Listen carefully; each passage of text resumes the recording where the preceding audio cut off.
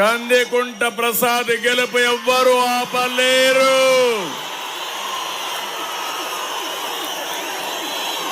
ఈ ప్రజాస్పందన మార్పుకు తిరుగులేని సంకేతం అవునా కాదా అని మిమ్మల్ని అడుగుతున్నా. ఇది కేవలం ఒక రాజకీయ పార్టీకి చెందిన ఉత్సాహం కాదు. వైసీపీని ఓడించి ఇంటికి పంపాలని ప్రజల్లో ఉన్న కసికి ఇది ఒక ఉదాహరణ. మీలో కసి ఉంది, కోపం ఉంది. వైఎస్ఆర్ కాంగ్రెస్ పార్టీ వల్ల మీ జీవితాలు నాశనం అయిపోయినాయి. తిరిగి చిత్తుగా ఏదో ఫ్యాన్ ఉందో ముక్కలు చేసి వేస్ట్ బాక్స్ లో పరేయాలి. సిద్ధమా తమ్ముళ్ళు అని అడుగుతున్నా. ఆ ఫ్యాన్ ఉండాల్సింది డస్ట్బిన్ లో. ఎక్కడుండాలా ఫ్యాను? ఎక్కడుండాలా ఫ్యాను? సిద్ధమా మీరు? మన జీవితాలతో ఆడుకున్న ఫ్యాన్ ని ఏం చేద్దాం? ఏమమ్మా ఏం చేద్దాం? ఎన్నికల ముందే రిజల్ట్స్ వచ్చేశాయి. నిన్న నేను బయలుదేరాను, మీ ఉత్సాహం చూశాను. ఇది అన్స్టాపబుల్, ఎవ్వరూ ఆపలేరు. నిన్న ఈరోజు జగన్మోహన్ రెడ్డి సభలో సిద్ధం అన్నాడు. మేము సిద్ధం నిన్ను ఓడించడానికి ప్రజలందరూ కూడా సహాయ నిరాకరణ ప్రారంభించారు. పాపం ఫ్రస్ట్రేషన్ లో ఉన్నాడు, డిప్రెషన్ లో ఉన్నాడు. ఈ కదిరి చూసిన తర్వాత ఎన్ని టీవీలు పగలుతాయో నాకు తెలియదు. అందుకని నేనేదో ఈ మాట ఓవర్ కాన్ఫిడెంట్ గా చెప్పడం లేదు. ప్రజలు చూసి చెప్తున్నా, మీ కాన్ఫిడెన్స్ చూసి చెప్తున్నా. ప్రతి ఒక్కరూ చెప్పేది ఒకే మాట, జగన్ దిగిపోవాలి, రాష్ట్రం బాగుపడాలి. నా జీవితంలో ఎన్నో ఎన్నికలు చూశాను. ఇలాంటి ఉత్సాహం ఉండే ఎన్నిక 1994లో చూశా. ఆ రోజు కాంగ్రెస్ పార్టీ పూర్తిగా ఓడిపోయి మొత్తం తెలుగుదేశం పార్టీనే గెలిచాం. ఈరోజు నేను మిమ్మల్ని కోరేది, నేను మీలో ఒక చైతన్యం తేవడానికి వచ్చాను. 5 సంవత్సరాల్లో ఏం జరిగిందో ఒకసారి గుర్తు చేయడానికి వచ్చాను. మిమ్మల్ని అందరినీ కార్యోన్ముఖులు చేయడానికి ఈరోజు ఇక్కడికి వచ్చాను.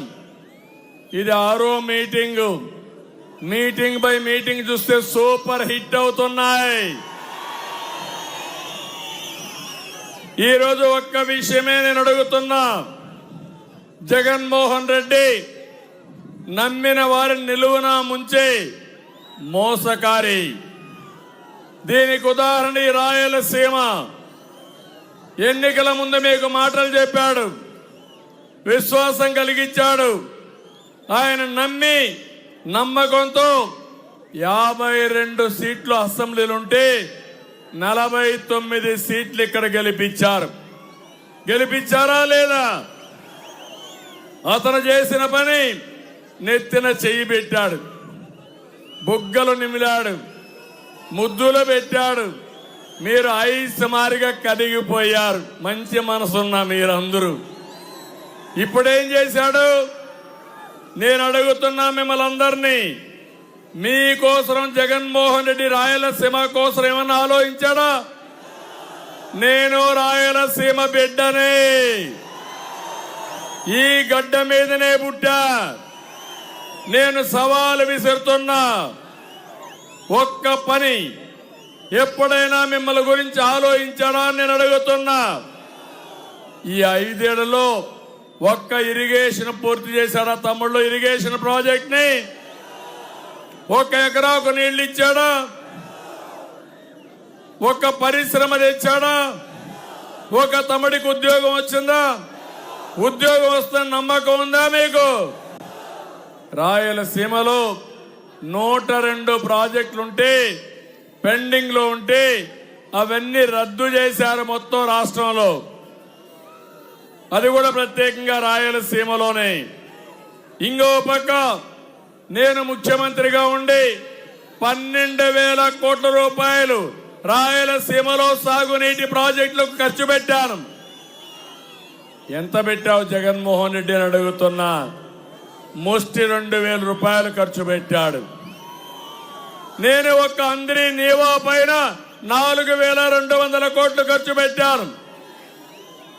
ఎవరు రాయలసీమ కోసం పనిచేశారు, ఎవరు రాయలసీమ ద్రోహం మీరే నిర్ణయించాలని మీరందరూ ఆమోదిస్తే అతని చర్యలు నిరసిస్తూ గట్టిగా చప్పట్లు కొట్టి నిరసన తెలియజేయాలి.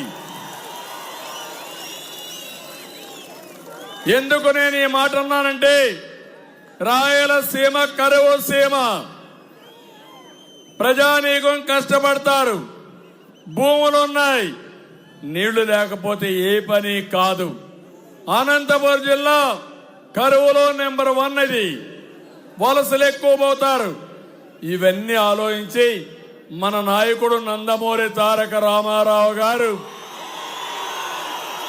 కృష్ణా జలాలు తేవాలని హంద్రి నీవా రూపకల్పన చేసిన మహాశిల్పి నందమూరి తారక రామారావు గారు.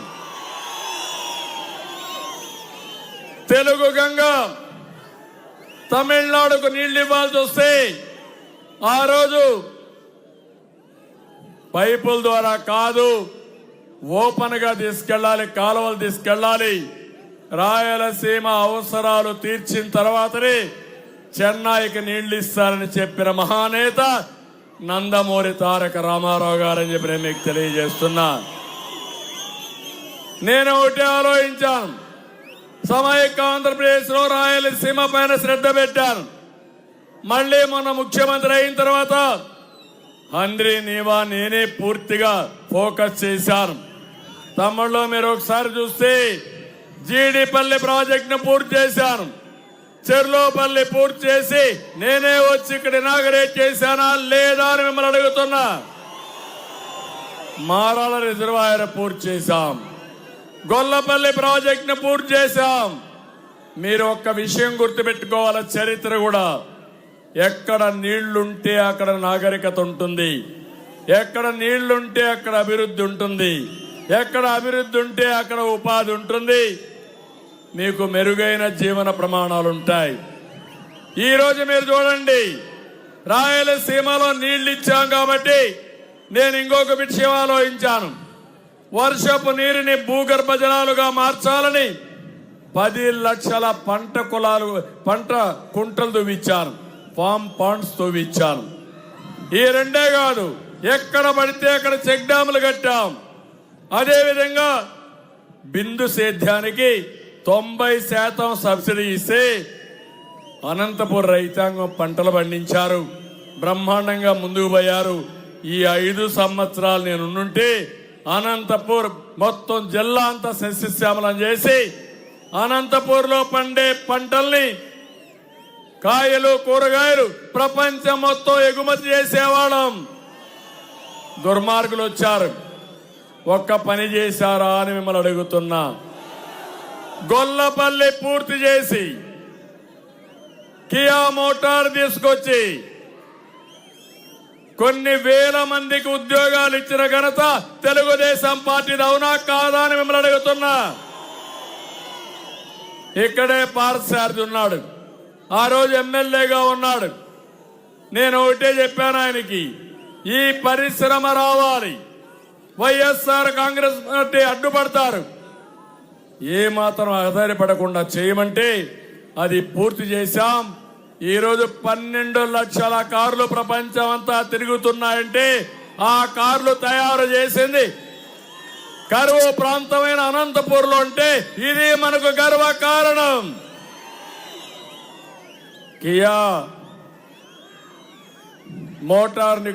కియా మోటార్ పరిశ్రమ తేవడం మన బ్రాండ్. పరిశ్రమను తరిమి కొట్టడం ఈ జగన్మోహన్ రెడ్డి బ్రాండ్. నేను అందుకే ఈ యొక్క అనంతపూర్లో ఇప్పుడే కదిరిగుంట ప్రసాద్ గారు చెప్పారు, మాకు నీళ్లు కావాలి, నీళ్లు లేకుండా అవస్థపడుతున్నాం. చెరులోపల నుంచి నీళ్లు తీసుకొచ్చి కదిరి పట్టణానికి పూర్తిగా త్రాగునీటి సమస్య పరిష్కారం చేయమన్నారు. కంపల్సరీగా చేసి మీకు నీళ్లు ఇచ్చే బాధ్యత మేము తీసుకుంటాం. నేను సీమకు నీళ్లు తెస్తే జగన్ సీమకి రాజకీయ హింస తీసుకొచ్చాడు. నేను సీమని హార్టికల్చర్ హబ్గా చేస్తే జగన్మోహన్ రెడ్డి వైసీపీ మాఫియా హబ్గా తయారు చేసే పరిస్థితికి వచ్చాడు. ఈరోజు మీరు ఒక్కసారి చూడండి, ప్రజాగణం సాక్షిగా అడుగుతున్నా, నేను చెప్పడం కాదు, మీరు చెప్పండి, రైతన్నలారా మీ బాగున్నారా అని మిమ్మల్ని అడుగుతున్నా. మీకు సబ్సిడీలు వస్తున్నాయని మిమ్మల్ని అడుగుతున్నా. గిట్టుబాటు ధర లభిస్తా ఉన్నాయని మిమ్మల్ని అడుగుతున్నా. మీ పొలాలకు నీళ్లు వస్తున్నాయని మిమ్మల్ని అడుగుతున్నా. మహిళలు మీరు చెప్పండి, మీకు రక్షణ ఉందమ్మా అని మిమ్మల్ని అడుగుతున్నా. నిత్యావసర వస్తువులు అందుబాటులో ఉన్నాయా అని మిమ్మల్ని అడుగుతున్నా. యువత మీరు చెప్పండి, ఉద్యోగం వచ్చిందా తమ్ముళ్ళు అని మిమ్మల్ని అడుగుతున్నా. జాబ్ క్యాలెండర్ ఇచ్చాడా అని మిమ్మల్ని అడుగుతున్నా. మెగా డిఎస్సి పెట్టాడా అని మిమ్మల్ని అడుగుతున్నా. కార్మికులు కూలీలు మీరు చెప్పండి, మీకు ఉపాధి దొరుకుతా ఉందా, కడుపు నిండా తిండి తింటున్నారా అని మిమ్మల్ని అడుగుతున్నా. భవన నిర్మాణ కార్మికులు మీరు చెప్పండి, మీకు గుర్తుందా అని మిమ్మల్ని అడుగుతున్నా. పాపం ఉద్యోగస్తులు ఉన్నారు, అక్కడ కూడా పోలీసులు అందున్నారు. ఏమయ్యా మీకైనా నెలవారీగా జీతాలు వస్తున్నాయా అని మిమ్మల్ని అడుగుతున్నా. మొదటి తారీఖు జీతాలు వస్తున్నాయని మిమ్మల్ని అడుగుతున్నా. కడాన మీ ప్రావిడెంట్ ఫండ్ కట్టుకొని అందులో అయినా మీరు డబ్బులు తీసుకోవాలని తీసుకునే పరిస్థితిలో ఉన్నారా? గుండె మీద చేసుకోమని చెప్పమని మా ఉద్యోగస్తులందరినీ అడుగుతున్నా. అవునా కాదా అని మిమ్మల్ని అడుగుతున్నా. అందుకే ఈరోజు మీరు ఇంకొక పక్కన చూస్తే చాలా దుర్మార్గంగా బీసీ, ఎస్సీ, ఎస్టీ, మైనారిటీ వర్గాలను అడుగుతున్నా. కార్పొరేషన్ నుంచి ₹1 నిధులు వచ్చాయా మీకు? ఇంకో పక్క ఎంత నష్టపోయారో మీరు ఒక్కసారి ఆలోచించుకోవాల్సిన అవసరం ఉంది. ఎంత ఆవేదన ఉందో ఈ రాష్ట్రంలో మీరు ఒకసారి ఆత్మ పరిశీలన చేసుకోవాల్సిన అవసరం ఉంది. నిన్ననే ముసుగు వీరుడు జగన్మోహన్ రెడ్డి మొన్నటి వరకు పరదాలు కట్టుకొని తిరిగాడు. నిన్న మాత్రం బయటకు వచ్చాడు. బయటకు వచ్చి బుల్లెట్ ప్రూఫ్ బస్సులో వచ్చాడు. బస్సు దిగడంలా మీరు బస్సు దిగితే ఏమీ కనపడదు. నా మారిగా రోడ్డు మీదకి రండి, ప్రజల్లోకి వెళ్ళండి, వాస్తవాలు తెలుస్తాయి. నేను అడిగిన ప్రశ్నలకు సమాధానం చెప్తే ప్రజలు మిమ్మల్ని హర్షిస్తారు. నిన్న అన్నాడు, నంగనాచిగా మాట్లాడాడు. కదిరిలో ఉన్నాం మనం, కదిరి పక్కనే ఉంది పులివెందల.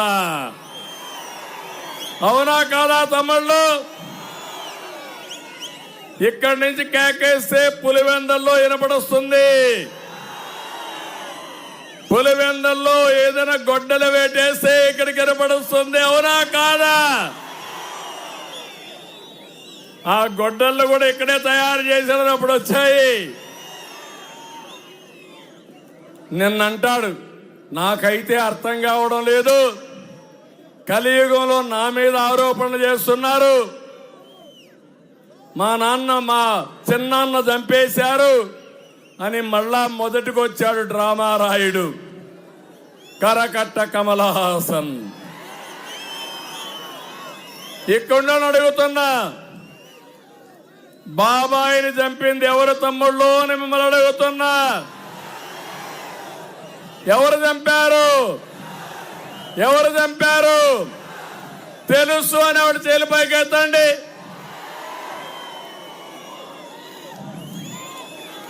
జగన్మోహన్ రెడ్డి అంటున్నాడు, ఏమన్నాడు తెలుసా? దేవుడికే తెలుసు నేను ఏ తప్పు చేయలేదు. ఎవరైతే చంపారు అనే వ్యక్తి ఎవరు చెప్తే చంపామని కూడా చెప్పాడు. అతను ఆ దస్తగిరిని అతను చెప్పాడా లేదా? ఆ అవినాష్ రెడ్డిని పక్కన పెట్టుకొని, ముద్దాయిని పక్కన పెట్టుకొని, వాళ్ళ తండ్రి సమాధి దగ్గరికి వెళ్ళి బయట వచ్చి ఆయన సాక్షిగా అబద్ధాలు చెప్పాడంటే ఏమంటారు తమ్ముళ్ళు అని మిమ్మల్ని అడుగుతున్నా. ఇలాంటి వ్యక్తి ముఖ్యమంత్రి కావాలా అని మిమ్మల్ని అడుగుతున్నా. ఈరోజు మీరు ఒకసారి చూడండి, వివేకానంద రెడ్డి కూతురు తెలంగాణ హైకోర్టు వద్ద ప్రెస్ కాన్ఫరెన్స్ పెట్టింది. అప్పుడు ఆమె మాట్లాడినప్పుడు జగన్కు కొన్ని ప్రశ్నలేసింది. బంధుత్వాలకు అర్థం తెలుసా? చిన్నాన్న అంటే నాన్నతో సమానం. చిన్నాన్న చనిపోతే చావు వెనక కుట్ర నిర్ధారించలేదు. చిన్నాన్న కుమార్తె పైనే నిందలు వేయడం న్యాయమా? మీ చెల్లి కోర్టు చుట్టూ తిరుగుతుంటే అన్నగా మీకు బాధ్యత లేదా? నాపైనే కేసులు పెట్టి నన్ను వేధించడం ఇదేమైనా న్యాయమా? చిన్నాన్న చనిపోయి 5 ఏళ్లయింది. 5 ఏళ్లుగా మీ ప్రభుత్వం ఉన్నా ఏం చేశారు? ప్రతిపక్షంలో ఉన్నట్లు మీరు మాట్లాడుతున్నారు. ఇది సరికాదు. మీరు చేయాల్సిన పని సరిగా చేయనందుకే నేను బయట రావాల్సి వచ్చింది. వివేకాను హత్య చేసిన వారిని రక్షణ కల్పిస్తున్నారు. హత్య చేసిన వ్యక్తి ఎవరు చంపించారో స్పష్టంగా చెప్పారు. నిందితుల వెనక వైఎస్ అవినాష్ రెడ్డి, భాస్కర్ రెడ్డి ఉన్నారని చెబుతున్నారు. మీ ప్రభుత్వం ఉండి కూడా నిందితులకు మీ ప్రభుత్వమే భద్రత కల్పిస్తున్నారు. గతంలో మీరే విచారణ సిబిఐ ద్వారా కావాలన్నారు. ఇప్పుడు మీరే వద్దంటున్నారు. నిందితుడిని సిబిఐ చెప్తున్నా ఓటు వేయాలని మీరు అడుగుతున్నారు. మీ చిన్నాన్నని చంపించిన వ్యక్తికి ఓటు కోరడం తప్పు కదా జగన్ అని చెప్పి అన్నా అని చెప్పి అడిగే పరిస్థితి వచ్చింది. వ్యక్తికి ఓటు కోరడం తప్పనిపించడం లేదా? 5 ఏళ్ల అధికారంలో ఉన్న చిన్నాన్న గుర్తు రాలేదా? ఎన్నికలు రాగానే ఇప్పుడు చిన్నాన్న గుర్తొచ్చారా? సానుభూతి కోసమే ఎన్నికల వేళ చిన్నాన్న తెరపైకి తెస్తున్నారు. నేను పోరాడేది న్యాయం కోసం, మీరు పోరాడేది పదవుల కోసం. ఒక ఆడబిడ్డ వేదన మనసుండే మీరేం చేస్తారు తమ్ముళ్ళు అని మిమ్మల్ని అడుగుతున్నా. జగన్మోహన్ రెడ్డికి సపోర్ట్ చేస్తారా? సునీతగా సపోర్ట్ చేస్తారా అని మిమ్మల్ని అడుగుతున్నా. సునీతకు సపోర్ట్ చేస్తాను వాళ్ళు చేలిపైకి ఎత్తండి. జగన్మోహన్ రెడ్డి చెప్పింది వాస్తవం వాళ్ళు చేలిపైకి ఎత్తండి. జగన్మోహన్ రెడ్డి చెప్పింది వాస్తవం మీరు నమ్మతారా అని అడుగుతున్నా. ఇలాంటి అన్యాయాలు చేసి, ఘోరాలు చేసి, నేరాలు చేసి ఆ నేరాలు మనపైన పెట్టాలని విఫల ప్రయత్నం చేసి మళ్ళా సానుభూతి కోసం ప్రయత్నం చేస్తున్నా అంటే ఈ రాష్ట్రం ఏమైపోతుందో అనేది నా ఆవేదన, నా బాధ. నేను అందుకే సవాలు విసురుతున్నా ముఖ్యమంత్రి గారికి. ప్రజలకు సమాధానం చెప్పాలి. హత్య రాజకీయాలు కరెక్ట్ కాదు. ఎవరు హత్య చేసినా వాళ్ళని శిక్షించాలి. దానికి మీరు సిద్ధమా అని సవాలు విసురుతున్నా. తమిళలో ఇవన్నీ ఒక ఎత్తు అయితే రంజాన్ మాసం అనగానే మనకు వచ్చేది ద్రాతృత్వం, ధార్మిక చింతనల కలయికే రంజాన్ మాసం. మన ఖురాన్ చెప్పేది పేదలకు సహాయం చేయమని. ఆ సిద్ధాంతాన్నే తెలుగుదేశం పార్టీ కూడా గట్టిగా నమ్ముతుంది. నేను అందుకనే మీరు చూస్తే ఎన్డీఏలో ఉన్నప్పుడే వాజ్పేయి గారు ప్రధానమంత్రిగా ఉన్నప్పుడు 13 జిల్లాల్లో ఉర్దూ 2వ భాష చేసిన పార్టీ తెలుగుదేశం ప్రభుత్వం. ఆ రోజు హైదరాబాద్ లో ఉర్దూ యూనివర్సిటీ సెంట్రల్ గవర్నమెంట్ సహకారంతో తీసుకొచ్చిన పార్టీ తెలుగుదేశం పార్టీ. ఆ రోజే హాజ్ హౌస్ కట్టి నేరుగా హైదరాబాద్ నుంచి జడ్డాకు ఫ్లైట్లు ఏర్పాటు చేసిన party Telugu Desam party. First time మైనారిటీల్లో చాలా మంది పేదవాళ్ళు ఉన్నారని మైనారిటీ ఫైనాన్స్ కార్పొరేషన్ ఏర్పాటు చేసిన ఏకైక వ్యక్తి నందమూరి తారక రామారావు గారు. ఈ విషయాలు మీరు గుర్తుపెట్టుకోవాల్సిన అవసరం ఉంది. ఈరోజు ఇక్కడ ఆంధ్రప్రదేశ్ రాష్ట్రం వచ్చిన తర్వాత మళ్ళీ కర్నూలు వేదికగా ఉర్దూ యూనివర్సిటీ పెట్టాం. కడప, విజయవాడలో హాజ్ హౌస్ కట్టాం. రంజాన్ తోఫా ఇచ్చాం. ముస్లిం సోదరులకు అనేక విధాలుగా మీ పిల్లలు విదేశాల్లో చదువుకోవాలంటే వాళ్ళందరికీ కూడా ఈరోజు తెలుగుదేశం పార్టీ విదేశ విద్య కోసం కొన్ని వేల కోట్ల రూపాయలు ఖర్చు పెట్టి సహాయం చేశాం. మైనారిటీ ఆడపిల్లల పెళ్లిళ్ల కోసం ఈరోజు తెలుగుదేశం పార్టీ 176 కోట్లు ఖర్చు పెట్టి దగ్గర 33,000 మందికి ఆర్థిక సహాయం చేశాం. దుల్హాన్ పథకం ఇచ్చాం. దుకాన్ మకాన్ గాని ఇలాంటి అనేక కార్యక్రమాలు తీసుకొచ్చాం.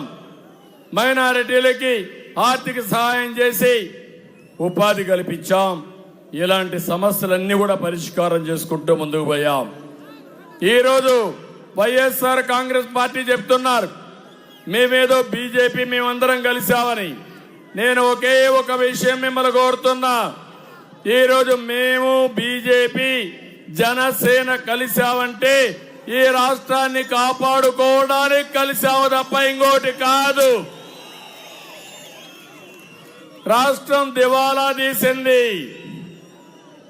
12 లక్షల కోట్ల అప్పు చేశారు. నేను ఈ రోజు ఆలోచించాం, రేపు కూడా ఆలోచిస్తున్నాను. మళ్లీ గాడి తప్పిన పరిపాలన ఘాట్లో పెట్టాలంటే, ఆంధ్ర రాష్ట్రాన్ని బాగు చేయాలంటే అందరం కలిసి ఉండాలి. అందుకే మేమందరం కలిసి ఈ రోజు మీ ముందుకు వచ్చాం. నేను ఒకటే హామీ ఇస్తున్నా, ఎన్డీఏలో ఉన్నప్పుడు కూడా ఎప్పుడూ మీకు అన్యాయం జరగలేదు. 5 ఏళ్లు అన్ని బిల్లులకు సపోర్ట్ చేసి ఇప్పుడు నాటకాలు ఆడితే మీరు నమ్మతారా లేదా మీరే ఆలోచించమని మిమ్మల్ని అందరినీ కోరుతున్నా. ఎప్పుడో 4% ఉద్యోగాల కోసం రిజర్వేషన్లు పెట్టారు. 2014 నుంచి అడ్వకేట్లు పెట్టి అవి కూడా ఎక్కడా ఇబ్బంది లేకుండా సుప్రీంకోర్టులో కూడా ఫైట్ చేసిన పార్టీ తెలుగుదేశం పార్టీ. కాబట్టి ఈరోజు కదిరిలో ముస్లింస్ ఉన్నారు, హిందూస్ ఉన్నారు, అందరూ ఉన్నారు. నేను ఒకటే చెప్తున్నా, మా కలయిక ఏదో మా అధికారం కోసమో సీట్ల కోసం కాదు, దెబ్బతిన్న ఈ రాష్ట్రాన్ని కాపాడాలని. ఒక్క విషయం మీరు చూడండి, ఎక్కడ చూసినా అవినీతి, మద్యంలో అవినీతి. జే బ్రాండ్లు పెట్టి నాసిరకం మద్యం తీసుకొచ్చారు. ఇంకో పక్క గంజాయి వచ్చింది, అదే మరి డ్రగ్స్ వచ్చాయి. నేను అడుగుతున్నా, ఈ రోజు ఇక్కడుండే మీ అందరినీ, ఈ కదిరిలో గంజాయి దొరుకుతా ఉందా లేదా తమ్ముళ్ళు చెప్పమని మిమ్మల్ని అడుగుతున్నా. ఎవరు కారణం దీనికి? ముఖ్యమంత్రి అవునా కాదా? నేను హామీ ఇస్తున్నా, మా కూటమి వస్తానే 100 రోజుల్లో ఎక్కడ గంజాయి లేకుండా చేసే బాధ్యత, నియంత్రణ చేసే బాధ్యత మాది. బాధ్యత లేని ప్రభుత్వం వచ్చింది. ఇప్పుడే తమ్ముళ్ళు చెప్పారు, డిఎస్సి మొదటి సంతకం పెడతా, మెగా డిఎస్సి ఇస్తా, 2 నెలలు 3 నెలల్లో ప్రాసెస్ పూర్తి చేసి మీకు ఉద్యోగాలు ఇచ్చే బాధ్యత తెలుగుదేశం పార్టీ తీసుకుంటాం. ఇంతకు మునుపు కూడా మీరు చూస్తే అనేక సార్లు డిఎస్సీలు పెట్టాం. నేను ముఖ్యమంత్రిగా 14 సంవత్సరాలుంటే 8 సార్లు డిఎస్సీలు పెట్టాను. 1,50,000 మందికి ఉద్యోగాలు ఇచ్చాను. ఎన్టీ రామారావు గారు ముఖ్యమంత్రిగా 3 సార్లు డిఎస్సీలు పెట్టాడు. 5 సంవత్సరాలైన జగన్మోహన్ రెడ్డి ఒక్క డిఎస్సీ పెట్టావా అని అడుగుతున్నా. సమాధానం చెప్పమంటున్నా. ఈ యువత తరపున డిమాండ్ చేస్తున్నానని చెప్పి కూడా నేను మీకు తెలియజేస్తున్నా. తమ్ముళ్ళు మీరందరూ కూడా సిద్ధంగా ఉండాలి. జగన్ రెడ్డి సిద్ధంగా ఉండు. నిన్ను నీ ప్రభుత్వాన్ని నీ కుర్చీని కూలదోయడానికి ప్రజలు సిద్ధంగా ఉన్నారు. మీ అహంకారం కూలిపోతుంది. అదే 13వ తారీఖు నీ పెత్తనం పడిపోతుంది. నీ అక్రమాలకు ముగింపు కలుగుతుంది. తాడేపల్లి ప్యాలెస్ ను ప్రజలు బద్దలు కొడతారు. ప్రజలు నీ సింహాసనాన్ని కూల్చేందుకు సిద్ధంగా ఉన్నారు. ప్రగల్భాలు పలకద్దు.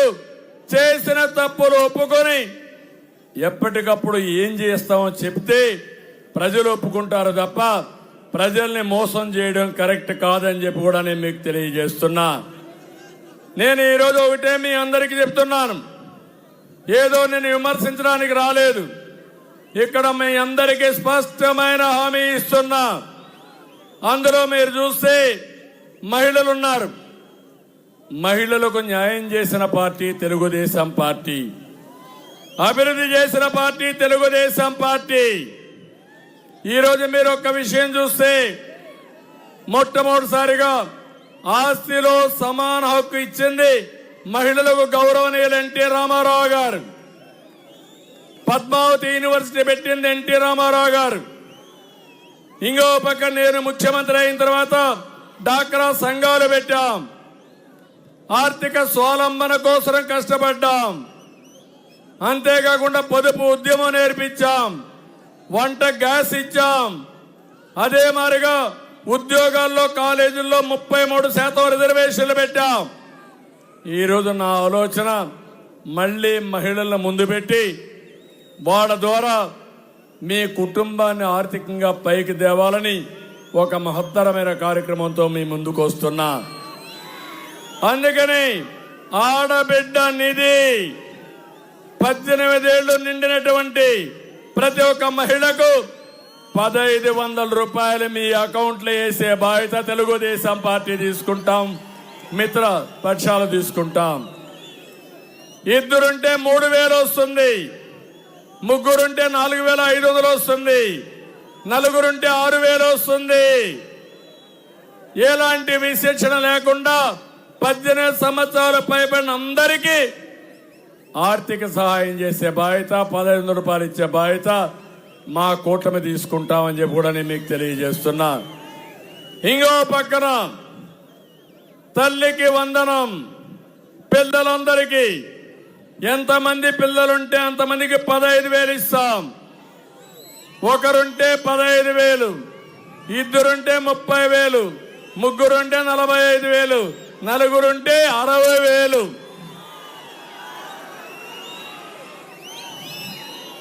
భారతదేశానికి భవిష్యత్తులో పిల్లల్ని బాగా చదివించగలిగితే ప్రపంచాన్ని శాసించే శక్తి పిల్లలకు ఉంది. ఇంకో పక్క దీపం నేనే పెట్టి వీళ్ళు ఆర్పేసే పరిస్థితికి వచ్చారు. అందుకే ప్రతి ఒక్క మహిళకు హామీ ఇస్తున్నాం. 3 సిలిండర్లు ఉచితంగా ఇవ్వడానికి సూపర్ 6లో నిర్ణయించాం. ఆర్టీసీ బస్సుల్లో ఉచిత ప్రయాణ సౌకర్యం. ఎర్ర బస్సుల్లో దర్జాగా మా ఆడబిడ్డలు ఎక్కడికి పోవాలన్నా ఫ్రీగా పోవడం కోసం ఏర్పాటు చేశామని చెప్పి కూడా నేను మీకు తెలియజేస్తున్నా. అన్నదాత నేను ఒకటే హామీ ఇస్తున్నా. నేను ఒక రైతు బిడ్డని. రైతును రాజు చేయడం నా ధ్యేయం. అనంతపురం జిల్లాను నెంబర్ 1 చేయగలుగుతాం. అందుకే అన్నదాత కింద ప్రతి రైతుకు 20,000 రూపాయలు ఇస్తాం. బిందు సేద్యం ఇస్తాం. సబ్సిడీలు పెడతాం. హార్టికల్చర్ కి ప్రోత్సాహాలు ఇస్తాం. అన్ని విధాల అభివృద్ధి చేసి రైతును ముందుకు తీసుకుపోతామని చెప్పి కూడా నేను మీకు తెలియజేస్తున్నా. యువగళం, యువత. ఏం తమ్ముళ్ళు మిమ్మల్ని అడుగుతున్నా, జాబు రావాలంటే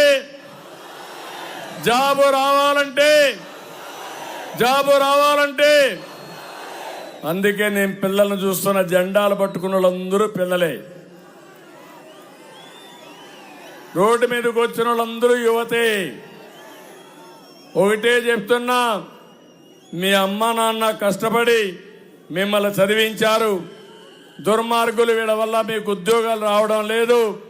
నేను హామీ ఇస్తున్నా, 5 ఏళ్లలో 40 లక్షల ఉద్యోగాలు ఇచ్చే బాధ్యత మా కూటమిది. సంవత్సరానికి 4 లక్షల చొప్పున 20 లక్షలు ఇస్తాం. మెగా డిఎస్సి పెడతాం. జాబ్ క్యాలెండర్ ఇస్తాం. పరిశ్రమలు తెస్తాం. ఈ రాష్ట్రాన్ని ఒక పరిశ్రమలతో ముందుకు తీసుకుపోవడం కోసం ఇప్పుడే అడిగారు. కదిరిలో కూడా కొన్ని పరిశ్రమలు వస్తే బాగుంటుందని. తప్పకుండా, ఎందుకంటే నేషనల్ హైవే పోతుంది, నీళ్లు వస్తాయి, చెర్లోపల్లి రిజర్వాయర్ ఉంది. కదిరి కూడా అభివృద్ధి కావాలి. ఇక్కడుండే వాళ్ళు బెంగళూరుకో చెన్నైకో పోవడం కాదు, వాళ్ళు ఇక్కడొచ్చి పనిచేసే పరిస్థితి రావాలి. అలాంటి పరిస్థితి రావడానికి ముందుకెళ్తాం. ఒక కియా మోటార్స్ వస్తే బయట వాళ్ళు కూడా వస్తున్నారు, పనిచేసే పరిస్థితికి వచ్చారు. ఇంకో పక్క వర్క్ ఫ్రమ్ హోమ్ కూడా తీసుకొస్తాం. ఈరోజు మీ ఇంటి దగ్గర మీరు కూర్చొని ప్రపంచ కంపెనీలతో పనిచేసే విధానానికి శ్రీకారం చుడతాం. మీ ఇంట్లో బోరు కొడితే మండల హెడ్ క్వార్టర్లో వర్క్ స్టేషన్లు పెట్టి నేరుగా మండల హెడ్ క్వార్టర్కి పోయి అక్కడ పనిచేసే విధానానికి శ్రీకారం చుడతాం. దీనివల్ల మీరెక్కడికో ఉద్యోగాన్ని పోవక్కర్లేదు. అమ్మా నాన్న చూసుకొని మీ ఊర్లోనే మీరుండి దర్జాగా డబ్బులు సంపాదించే విధానానికి శ్రీకారం చుడతాం. ఇది అసాధ్యమేం కాదు. దీనికి కావలసిన నైపుణ్యం ఇప్పిస్తాం. ప్రపంచంలో ఉండే కంపెనీలు తీసుకొస్తాం. మిమ్మల్ని ప్రపంచానికి అనుసంధానం చేసి వర్చువల్ వర్కింగ్ కి ప్రమోట్ చేస్తామని చెప్పి కూడా నేను మీకు తెలియజేస్తున్నా. ఇంటింటికి మంచినీరు ఇస్తాం. బీసీలకు రక్షణ చట్టం తీసుకొస్తాం.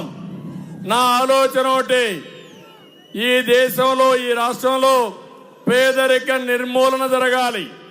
సంపద సృష్టించడం ఈజీ అయింది, కానీ ఆ సంపద పేదవాడికి రావడం లేదు, చేరడం లేదు. నా జీవితాశయం పేదరికం లేని సమాజాన్ని చూడాలనేది నా ఆశయం. నేను ఏ పని చేసినా ఈ పేదవాళ్ళని దృష్టిలో పెట్టుకొని పనిచేస్తాను. ఎక్కడ పేదవాడుంటే అక్కడ నేనుంటా. మీకు అండగా ఉండి మిమ్మల్ని పైకి తీసుకొచ్చే బాధ్యత మాది. ఇంకొక పక్క పింఛన్లు. ఎవరు పెట్టారు తమ్ముళ్ళు పింఛన్లు? ఎవరిచ్చారు పింఛన్లు? మొట్టమొదటిసారిగా మన నాయకుడు ఎన్టీ రామారావు గారు 30 రూపాయలతో ప్రారంభించాడు. నేను 75 రూపాయలు చేశాను. మళ్ళా 2014 200 రూపాయలు పింఛనుంటే ఒకేసారి 1000 రూపాయలు చేశాను. మళ్ళా దాన్ని 2000 రూపాయలు చేశాను. నేనే వచ్చుంటే 3000 రూపాయలు చేసేవాడిని మొదటి నెలలోనే. 5 ఏళ్లు పట్టింది 1000 రూపాయలు పెంచడానికి. ముక్కి 1000 రూపాయలు పెంచాడు. అందులో ఆంక్షలు పెట్టాడు.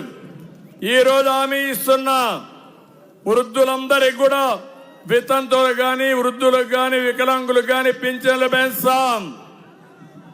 ప్రతి ఒక్కరికి 4000 రూపాయలు పింఛను పెంచి ఇస్తాం. ఇంటి దగ్గరనే పింఛను ఇప్పిస్తాం. మొదటి తారీఖునే పింఛన్లు ఇస్తాం. ఎవరైనా ఒక నెల తీసుకోకపోతే 2వ నెలలో 2 నెలల పింఛను కూడా ఇవ్వడానికి ఈ విధంగా 3 నెలలు ఇస్తాం. ఏ పేదవాడు ఇబ్బంది పడకుండా ఇది చేయడానికి నేను ముందుకు వస్తానని చెప్పి కూడా నేను మీకు తెలియజేస్తున్నా. ఇదే కాకుండా వెనుకబడిన వర్గాలకి 50 సంవత్సరాలకే పింఛను ఇచ్చే విధానాన్ని తీసుకొస్తాం. వెనుకబడిన వర్గాలంతా తెలుగుదేశం పార్టీకి సహకరించారు, సహకరిస్తూనే ఉన్నారు. వాళ్ళ రుణం తీర్చుకుంటాను, సప్లాన్ పెడతాం. రాజకీయంగా, ఆర్థికంగా, సామాజికంగా పైకి తీసుకొచ్చే బాధ్యత తెలుగుదేశం పార్టీదని చెప్పి కూడా నేను మీకు తెలియజేస్తున్నా. మైనారిటీల కోసం ఒక సప్లాన్ తీసుకొస్తాం. వాళ్ళకు కూడా న్యాయం చేస్తాం. ఇంకో పక్క ఎవరైతే మాదిగలు ఉన్నారో ఎప్పటి నుంచో పోరాడుతున్నారు. నేనే 90 ఏళ్ళలో మాదిగలకు కేటగరైజేషన్ తీసుకొచ్చి ఏబిసిడి కేటగరైజేషన్ తీసుకొచ్చిన పార్టీ తెలుగుదేశం పార్టీ. దానివల్ల సామాజిక న్యాయం జరిగింది. నిన్న మొన్న ఎన్డీఏలో నరేంద్ర మోడీ గారు కూడా హామీ ఇచ్చారు, దేశం మొత్తం కేటగరైజేషన్ తీసుకొస్తామని. తప్పకుండా ఈ కూటమి మీకు అండగా ఉంటాం. తప్పకుండా కేటగరైజేషన్ తీసుకొచ్చి జిల్లాల వారీగా తీసుకొచ్చి మీకు అందరికీ న్యాయం చేపిస్తామని మీ అందరికీ హామీ ఇస్తున్నా. ఇవి కాకుండా ఇంకా చాలా సమస్యలు మనకి రాష్ట్రంలో ఉన్నాయి. ఆ సమస్యలన్నీ కూడా మనం పరిష్కారం చేసుకోవాల్సిన అవసరం ఉంది. అవన్నీ పరిష్కారం చేయడానికి మేము ముందుకు వస్తాం. ఇక్కడ స్థానికంగా వచ్చినప్పుడు 5 సంవత్సరాలు అవినీతి తప్ప అభివృద్ధి ఏమీ జరగలేదు. ఏమన్నా జరిగిందా తమ్ముళ్ళు అని మిమ్మల్ని అడుగుతున్నా. జరుగుతుందని నమ్మకం ఉందా అని మిమ్మల్ని అడుగుతున్నా. అందుకే నేను నిర్దిష్టమైన హామీ ఇస్తున్నా. ఎంపీగా పార్సారథిని, ఎమ్మెల్యేగా కందికుంట ప్రసాద్ని మంచి మెజారిటీతో ఎన్నుకుంటామని గట్టిగా ఆమోదం చెప్పండి.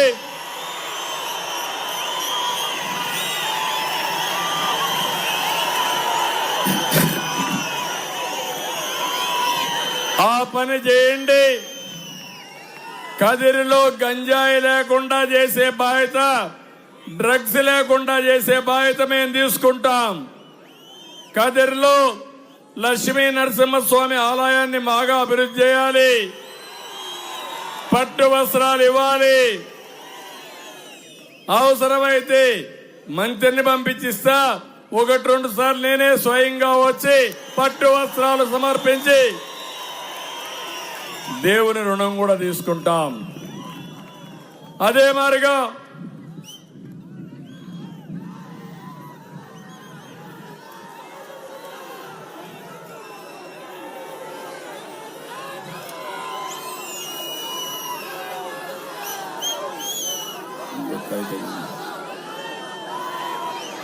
ఇప్పుడే ప్రసాద్ గారు ఒక డిమాండ్లు పెట్టాడు. ఎప్పుడు కందికుంట ప్రసాద్ వస్తే ఊరికే ఉండడు, ఏదో ఒకటి అడుగుతానే ఉంటాడు. అందరి నీవా ద్వారా ఎన్పి కుంట, గండ్లపెంట, తలుపుల మండలాలకు చెరువులకు నీళ్లు ఇమ్మన్నాడు. తప్పకుండా అన్ని చెరువులకు నీళ్లు ఇచ్చే కార్యక్రమానికి శ్రీకారం చుడతాం. చెర్లోపల్లి నుంచి టౌన్కు త్రాగునీరు అది ఇవ్వాలి. ఇచ్చే బాధ్యత మాది. ఎవరైతే పింఛన్లు ఇవ్వడానికి లేనిపోయిన ఆంక్షలు పెట్టారు, నేను 10 ఎకరాలు అనంతపూర్లో పెడితే అది కూడా తీసేశారు. ఆ నిబంధన మళ్లీ కొనసాగిస్తాం. 10 ఎకరాల వరకు ఇచ్చే పరిస్థితి తీసుకొస్తాం. 90% సబ్సిడీతో స్ప్రింక్లర్లు, డ్రిప్ ఇవన్నీ ఇచ్చే పరిస్థితి తీసుకొస్తాం. కదిరి బైపాస్ రోడ్ నిర్మాణాన్ని పూర్తి చేసి పాలిటెక్నిక్ కాలేజీ నుంచి రాయచోటి రోడ్డు మీదుగా మదనపల్లి రోడ్డుకు అనుసంధానం చేసి కదిరి ఔటర్ రింగ్ రోడ్డు కూడా తీసుకొస్తాం. అసంపూర్తిగా ఉన్న మైనారిటీ ఉర్దూ రెసిడెన్షియల్ స్కూల్ ని మరియు పాలిటెక్నిక్ మహిళా కళాశాల పూర్తి చేస్తాం. మైనారిటీ రెసిడెన్షియల్ స్కూలు మరియు హాస్టల్ నిజామాబాద్ కాలనీ మరియు ఫారెన్ స్కూల్ సమీప నిర్మాణాలు పూర్తయినాయి. వాటిని వాడుకలోకి తీసుకురాలేదు, అవి కూడా తీసుకొస్తాం. ప్రభుత్వం వస్తానే కబర్స్థాన్ లో 14 లక్షల రూపాయలతో సీసీ రోడ్ నిర్మాణం చేపడితే ఇప్పటికీ దానికి డబ్బులు ఇవ్వలేదు. ఎక్కడ చూసినా బకాయిలు. ఇవన్నీ ఇస్తామని చెప్పి కూడా నేను మీకు తెలియజేస్తున్నా. కదిరిలో అండర్ గ్రౌండ్ డ్రైనేజ్ కావాలి. ఈ అండర్ గ్రౌండ్ డ్రైనేజ్ కూడా చేస్తామని మీకు హామీ ఇస్తున్నా. శ్మశాన వాటిక ఇప్పుడే మన మిత్రులు చెప్పారు, జనసేన నాయకులు, హిందువులకి శ్మశాన వాటిక లేదని. మంచి ఆధునిక వసతులతో బరియల్ గ్రౌండ్ ఏర్పాటు చేయడానికి ముందుకు పోతాం.